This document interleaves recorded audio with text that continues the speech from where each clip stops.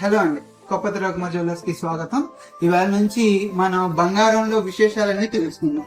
చాలా మందికి 916 అని, 22 క్యారెట్ అని, 24 క్యారెట్ అని చాలా కన్ఫ్యూజన్స్ ఉంటాయి బంగారం.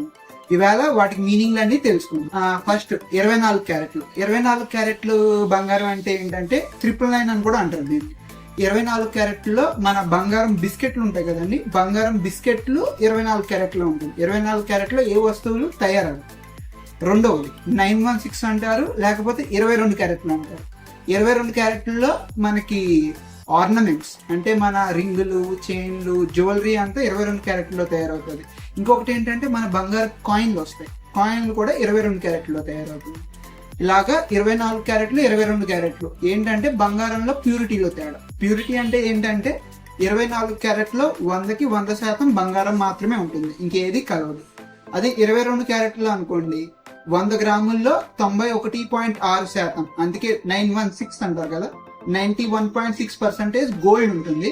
మిగతా 8.4%, మిగతా 8.4% కాపర్ అంటే రాగి కలుస్తుంది. ఈ రాగి కలవడం మూలాన బంగారానికి దృఢత్వం వస్తుంది, దానివల్లే మన వస్తువులన్నీ తయారవుతాయి. ఇదే అండి దీనికి మెయిన్ డిఫరెన్సెస్.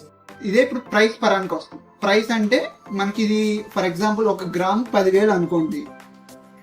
ఇలాగే ఇది 91.60 ఉంటుంది, ఎందుకంటే 91.6%, 100లో 91.6% 9,160.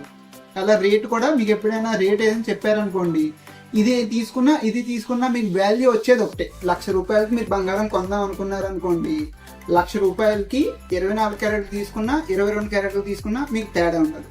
24 క్యారెట్లు అనుకోండి, ఇందాక గ్రాము 10,000 అన్నాం కదా, సో 10 గ్రాములు వస్తుంది. అదే 22 క్యారెట్లో బంగారం తీసుకుందాం అనుకోండి, ఒక పాయింట్ ఎక్కువ వస్తుంది, అంటే 10.9 గ్రాములు వస్తుంది.